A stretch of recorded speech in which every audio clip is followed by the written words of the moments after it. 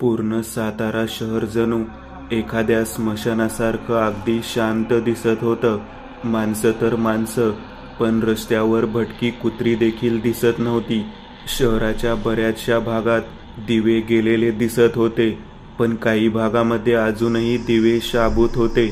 10 minute होऊन गेलेली, पण आतापर्यंत एकही वाहन रस्त्यावर दिसलेलं नव्हतं. समोर एक चौक दिसत होता. चौकातून अर्जुनने गाडी उजव्या बाजूला घेतली, कारण दिशादर्शक फलकानुसार उजवीकडे वळल्यावरच काही अंतरावर एसटी स्टँड होता. त्याने गाडी उजव्या रस्त्यावर घेतली आणि समोर बघितलं आणि लगेचच ब्रेक मारला. काळजाला अक्षरशः एक जबरदस्त धक्का बसला. एक एसटी रस्त्याच्या मधोमध पलटी झालेली आणि आजूबाजूला 10-15च्या संख्येने काही लोक त्या पलटी झालेल्या एसटीच्या खिडकीतून अर्धवट बाहेर आलेल्या एका मृतदेहाला दगडधोंडे आणि लाकडी दांडक्याने मारत होते. त्याचा मृत्यू बराच आधी झालेला असावा, कारण आता त्याच खिडकीतून बाहेर आलेले ते अर्ध शरीर चेंदामेंदा होऊन एसटीच्या त्या वरच्या बाजूला असलेल्या खिडकीमध्येच अडकलेलं दिसत होतं. त्या 10 ते 15 लोकांमध्ये काही स्त्रियाही होत्या.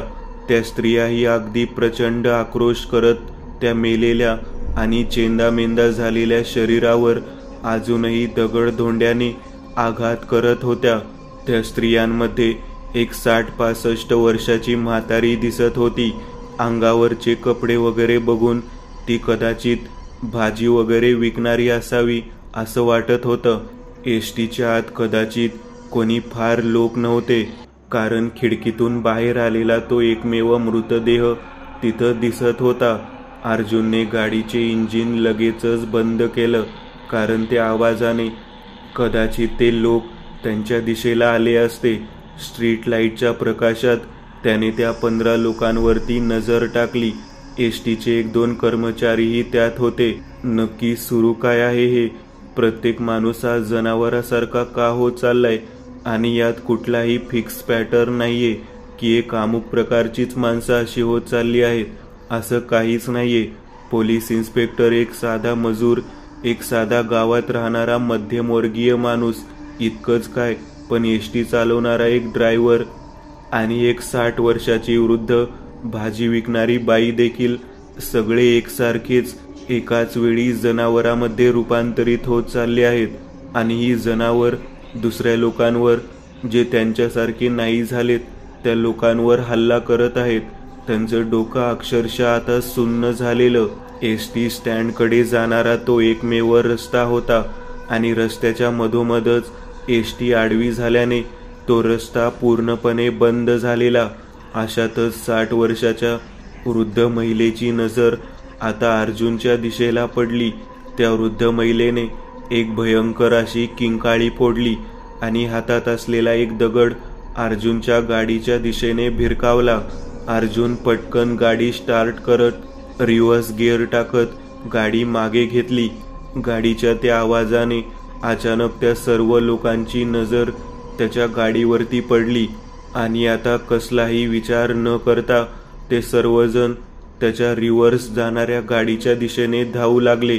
रिव्हर्स घेत घेत त्याने गाडी अक्षरशः त्या चौकातून सरळ नेली. रस्ता रिकामा होता. हेच काय ते नशीब. गाडी आता वेगाने मागे घेत त्याने एका ठिकाणी आणत वळवली आणि समोर असलेल्या त्या रस्त्यावर भरधाव वेगाने सोडली. राकेश आणि अक्षरा इतका वेळ काय बोलत होते, काय रिॲक्ट होत होते, याकडे त्याचं बिलकुल लक्षच नव्हतं. तुझं घर किती लांब आहे अजून? अर्जुनने राकेशला विचारलं. इथून काही अंतर पुढे गेल्यावर एक चौक लागेल. तिथून डावीकडे वळाल्यावर दुसरी इमारत. माझं घर त्याच इमारतीत आहे, राकेश म्हणाला. समोर आता तो चौक दिसत होता, पण त्या चौकाच्या आजूबाजूच्या गल्ल्यांमधून भयानक असे आवाज येत होते. लोकांच्या किंचाळण्याचे, रडण्याचे, तोडफोडीचे ते आवाज होते. अर्जुनने गाडी लगेचच संथ केली. त्या चौकापर्यंत जाणं म्हणजे मृत्यूच्या पोटात शिरण्यासारखं होतं. काय करावं ते कळत नव्हतं. आता जावं तर जावं कुठं?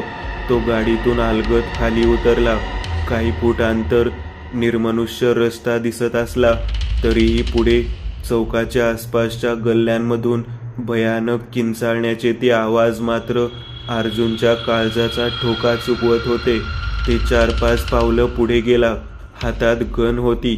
त्याला खरं तर बघायचं होतं नक्की तिथं सुरू काय होतं.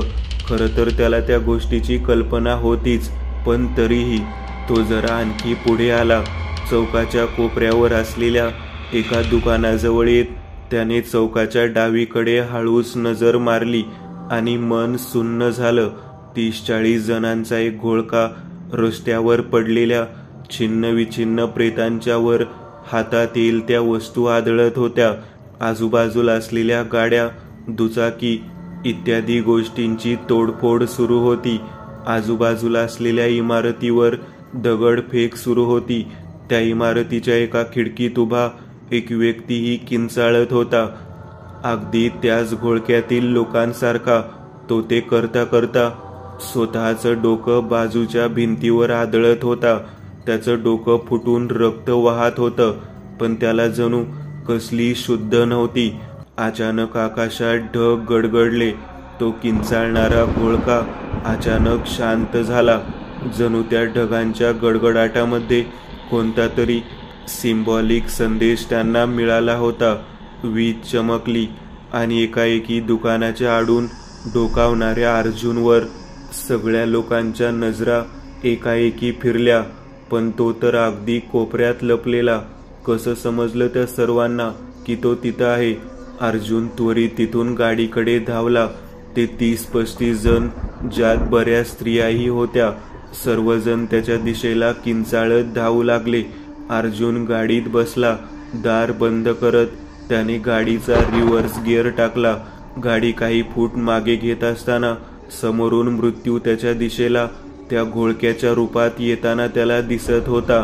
गाडी वेगाने रिव्हर्स घेत त्याने अलीकडे असलेल्या एका निर्मनुष्य चौकापर्यंत आणली आणि शहराच्या बाहेर जाणाऱ्या दिशेने त्याने गाडी भरधाव वेगाने सोडली. आता सुरक्षित राहायचं असेल तर शहरातून बाहेर जाणं हा एकच उपाय होता. अक्षरा आणि राकेश तर सुन्न झालेले. अहो, हे सगळं काय सुरू आहे? काय घडलंय नक्की आज?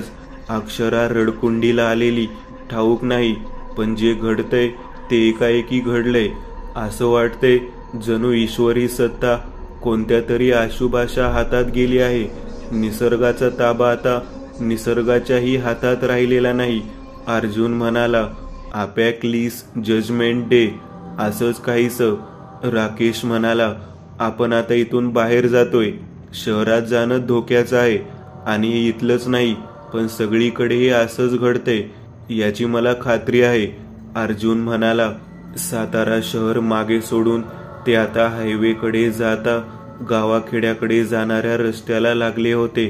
सातारा शहर मागे सुटून आता 15 मिनिट झालेली. दोन्ही बाजूला घनदाट जंगल आणि निमुळता रस्ता. या जगापासून संपर्क तुटलेला होता जणू. नक्की काय घडलं होतं असं की सगळी माणसं अशी हिंस्र झालेली? अक्षराला जरा वेळासाठी झोप लागलेली आणि राकेशचे हात आणि पाय आता अर्जुनने मोकळे सोडले होते. त्या रस्त्यावरून ते आता आणखी काही अंतर पुढे आले. दूर दूरपर्यंत ना कोणी माणूस, ना कोणतं वाहन, ना कोणतं जनावर. हलका हलका पाऊस सुरू झाला.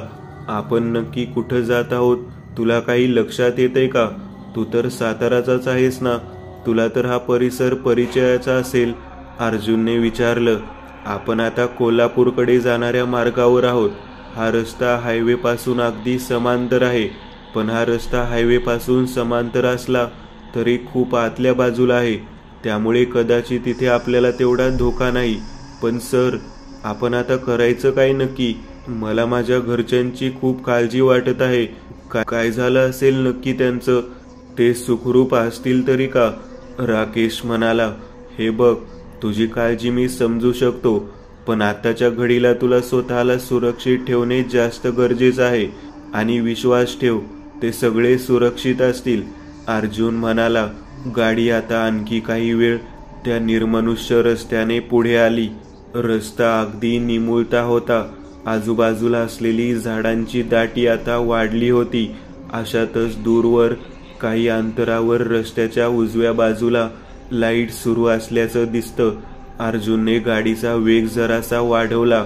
थोडं पुढे आल्यावर त्याला रस्त्याच्या उजव्या बाजूला एक लोखंडी गेट आणि संरक्षक भिंत दिसली. तसेच बंगल्याच्या गेटपासून काही अंतरावर एक कार उभी होती. MH12 सिरीजने तिचा नंबर सुरू होत होता. त्याला तिथे एक बंगला असल्याचं समजलं. झाडांच्या दाटीने तो बंगला वेढलेला होता. त्याने गाडी बंगल्याच्या गेटच्या समोर थांबवली. त्याने त्या बंगल्यावर एक नजर टाकली. गेटपासून बंगल्याच्या मुख्य इमारतीपर्यंत एक प्रशस्त अंगण दिसत होतं. त्या अंगणात एक दुचाकी दिसत होती. बंगल्याच्या आतमध्ये लाईट्स सारखा दिसणारा प्रकाश खरं तर लालटेन आणि मेणबत्त्यांचा होता. हेही आता त्याच्या लक्षात आलं होतं. मला वाटते इथे अजूनही लोक राहत आहेत. आपल्याला आजची रात्र इथं काढता आली तर बरं होईल. बाहेर असं भटकणं खूप धोक्याचं आहे. अर्जुन म्हणाला. हो सर, भूकही लागली आहे. काहीतरी खायची प्यायची सोय इथं झाली तर बरं होईल. राकेश म्हणाला. अक्षरा ही झोपेतून जागी झालेली. काय झालं? आपण का थांबलो आहोत? अक्षराने अर्जुनकडे बघत विचारलं. त्याने काहीही न बोलता त्या बंगल्याकडे बोट दाखवलं. तुम्ही दोघेही इथेच थांबा. गाडीतून बाहेर निघू नका. मी आत जातोय. गाडीचे दरवाजे घट्ट बंद करून घ्या. काचाही वर करून घ्या. आता वेळ अशी आहे की आपण कोणावरही विश्वास ठेवू शकत नाही. अर्जुनने गन कमरेला खोचली आणि तो अलगद गाडीतून खाली उतरला. सर्वप्रथम त्याने रस्त्याच्या दोन्ही बाजूला नजर फिरवली. दोन्ही बाजूला कोणीच नव्हतं. एक एक पाऊल टाकत आता तो बंगल्याच्या गेटजवळ आला. गेटजवळ येत त्याने बंगल्याच्या आवारात नजर टाकली, पण तिथेही कोणीच नव्हतं. गेटजवळ कोणीही वॉचमन वगैरे दिसत नव्हता. अलगदपणे गेटची कडी उघडत त्याने पहिलं पाऊल त्याने बंगल्याच्या आवारात टाकलं. आवारात येत त्याने बॅटरी सुरू केली आणि आता सावधपणे तो बंगल्याच्या दाराजवळ आला. खरं तर त्या जागेवर पाऊल टाकताच त्याला काहीतरी जाणवू लागलं होतं. विचित्र अशी नकारात्मकता.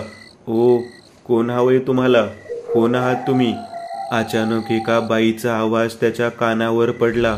दचकत त्याने बॅटरीचा प्रकाश इकडे तिकडे मारला.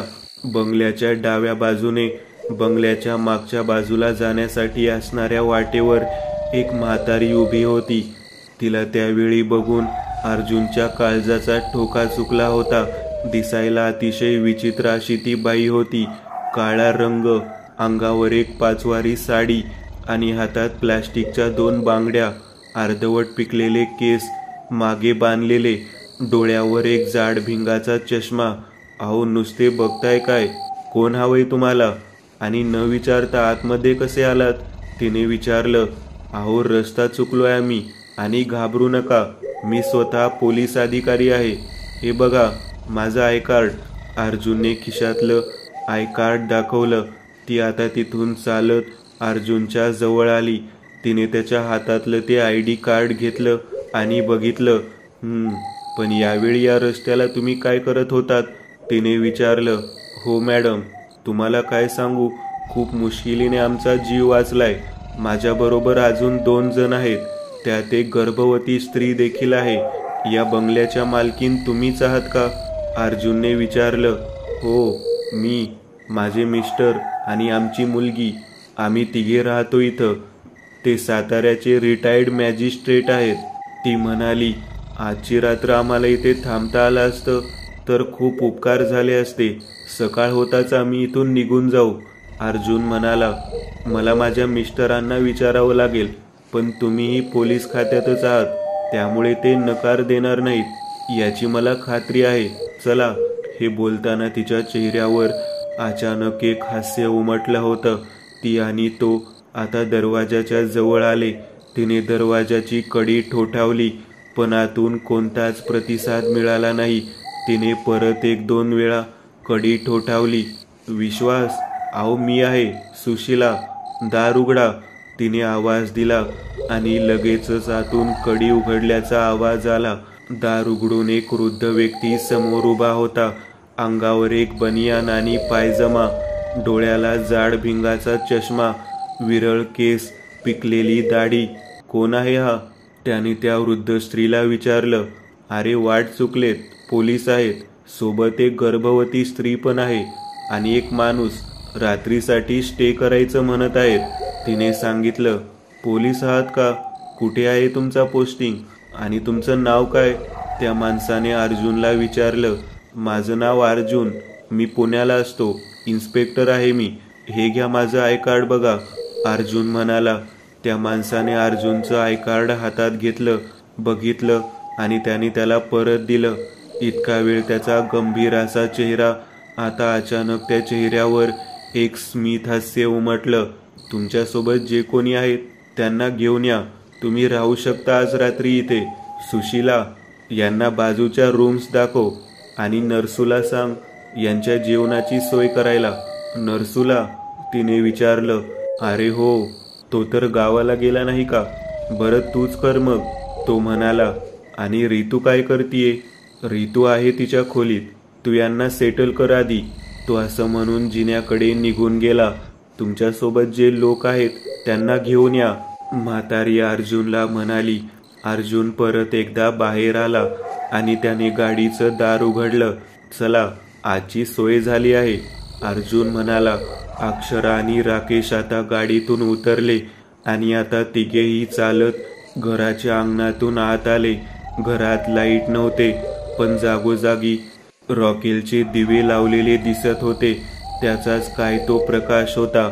एक भला मोठा हॉल, त्या हॉलच्या डावीकडे 2-3 खोल्या दिसत होत्या.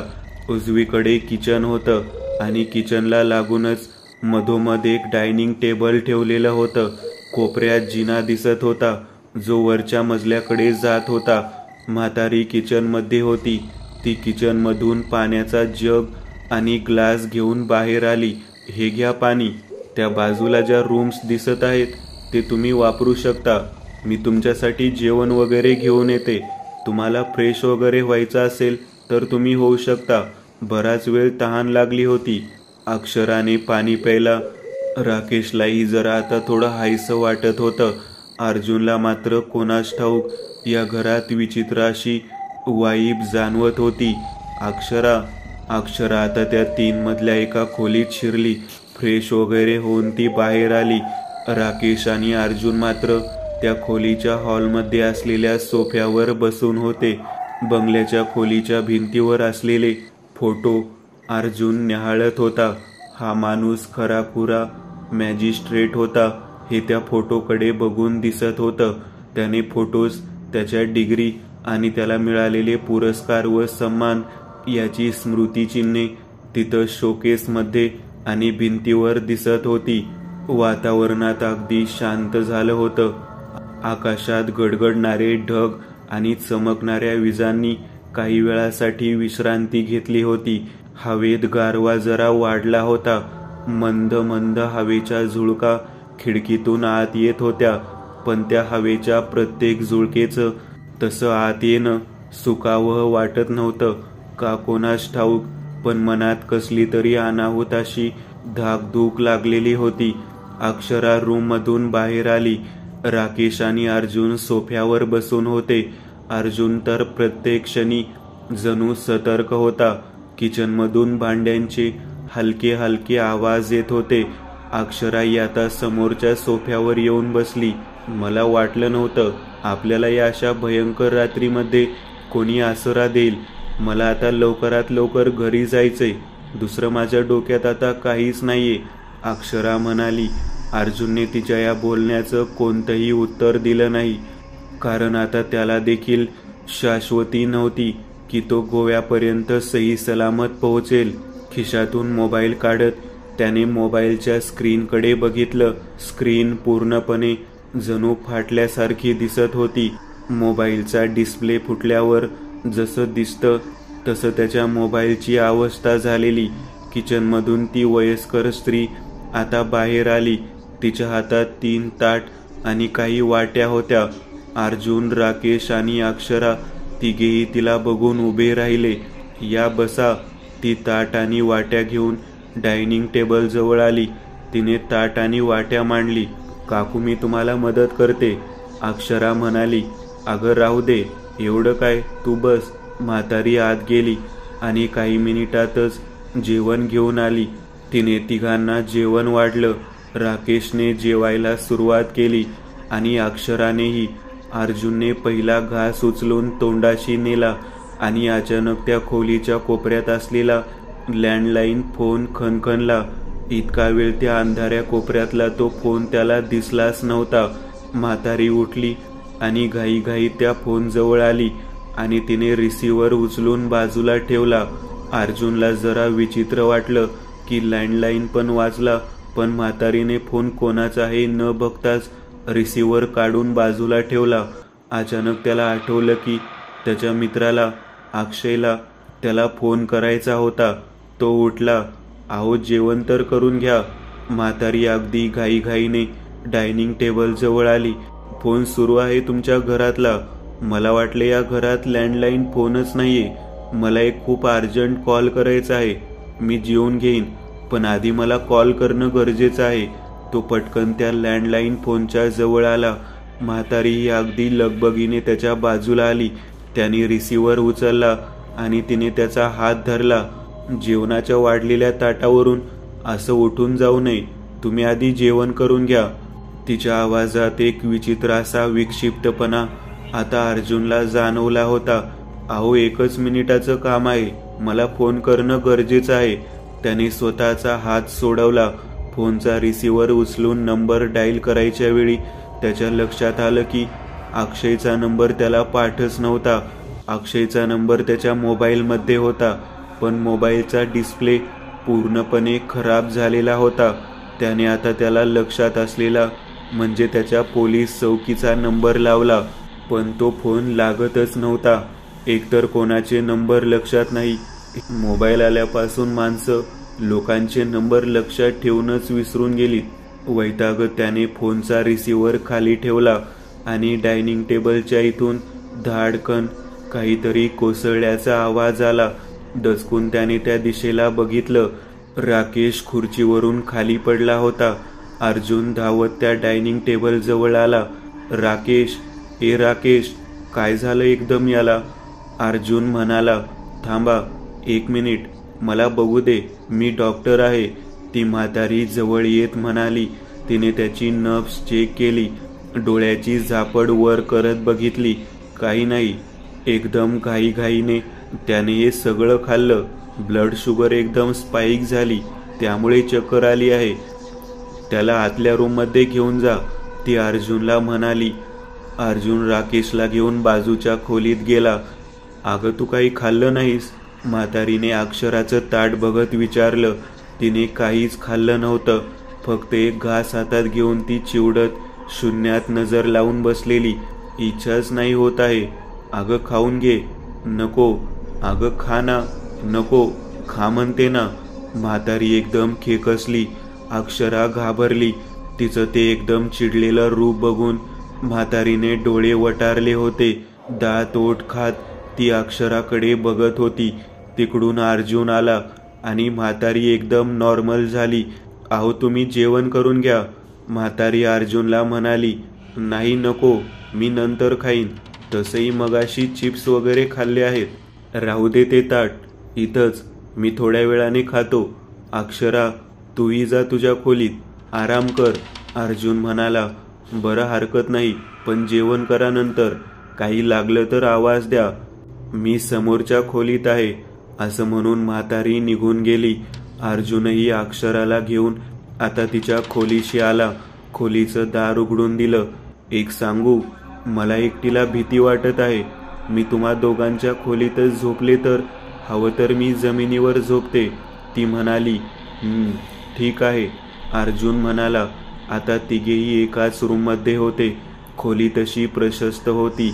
एक सोफा होता ज्यावर राकेश होता बेशुद्ध अवस्थेत. एक पलंग होता ज्यावर अक्षरा येऊन बसली. अर्जुनने पायातले बूट काढले. खोलीत असलेल्या एका खुर्चीवर तो आता टेकून बसला. खोलीचं दार बंद होतं. एक सांगू, मलाही जागा आणि ती बाई योग्य वाटत नाहीये. विचित्र वाटत आहे सगळं. ती म्हातारी विक्षिप्त आहे. मध्येच वेड्याचे झटके आल्यासारखी वागते ती. अक्षरा आता बेडवर आडवी झाली. हो, मलाही तसंच फील झालं मगाशी. ती म्हणाली होती की या घरात तिचा नवरा आणि त्यांची एक तरुण मुलगी राहते. पण आता मी येताना भिंतीवर एक फोटो बघितला. त्यात हे दोघे नवरा बायको आणि त्यांची व्हीलचेअरवर बसलेली मुलगी आणि 2 तरुण होते. मगाशी दाराच्या बाहेर चप्पल स्टँडवर मला 2 10 नंबर साईजचे बुटांचे जोडे दिसले. ते वापरातले होते. म्हणजे इथं आणखी 2 तरुणही राहत आहेत. अगदी एकसारखे दिसणारे ते दोघं होते. जुळे भाऊ असावेत कदाचित. आणखी एक गोष्ट, चप्पल स्टँडवर 2 हाय हिल्सचे सँडल तर होतेच, शिवाय एका मध्यम आकाराची एकच कोल्हापुरी चप्पल तिथं होती. एका पुरुषाची जोड नव्हता. या घरात नक्की हाय हिल्स कोण वापरेल? मुलगी तर व्हीलचेअरवर आहे. म्हातारी तर वापरत नसेल. मग अर्जुन विचारात पडला. असो, तू झोप. सकाळ झाली की निघू इथून लगेच. मलाही इथं खूप नकारात्मक वाटते. एव्हाना अक्षरा झोपली होती. अर्जुनने सिगरेट काढली आणि खोलीच्या खिडकीशी आला. खिडकी उघडायच्या आधीच त्याला बाहेर कोणीतरी उभा असल्यासारखं वाटलं. त्याने एकदम खिडकी उघडली, पण आता बाहेर कोणीच नव्हतं. सिगरेट पेटवत त्याने दम मारला आणि खिडकीतून सहज बाहेर नजर टाकली. खिडकी बंगल्याच्या अगदी उजव्या बाजूला उघडत होती. तिथून बंगल्याच्या मागच्या बाजूला जायला मार्ग होता. जमिनीवर तरी पडलेलं त्याला दिसत होतं. एक चप्पल होती, ती कोल्हापुरी चप्पल. त्याच जोडीतली दुसरी चप्पल घेतली. एक चप्पल त्याने स्टँडवर बघितली होती. बाजूला ठेवलेला टॉर्च हातात घेत त्याने तो टॉर्चचा प्रकाश त्याच्या फ्लोअर बाहेरच्या बाजूला मारला. चपलीला रक्त लागलेलं त्याला दिसत होतं. धोक्याची जाणीव आता त्याला झालेली होती. उद्या पटकन खिडकी लावून घेईल. त्याने पटकन खिडकी लावून घेतली. तो हळूहळू चालत दरवाजाजवळ आला आणि त्याने दरवाजाला कान लावला. बाहेर हॉलमध्ये कसलाच आवाज नव्हता, कारण घरातले ते 5ही जण त्याच दाराच्या दुसऱ्या बाजूला अगदी दबा धरून शांतपणे उभे होते. ज्या दाराच्या दुसऱ्या बाजूला अर्जुन कान लावून उभा होता, मगाशी भेटलेला तो म्हातारा, ती म्हातारी, 2 आडदांड तरुण आणि व्हीलचेअरवर बसलेली एक स्थूल अशी मुलगी. सगळेजण त्या खोलीच्या बाहेर उभे होते. हातात वेगवेगळ्या वस्तू, लोखंडी रॉड, चाकू, लाकडी बांबू अशी वस्तू.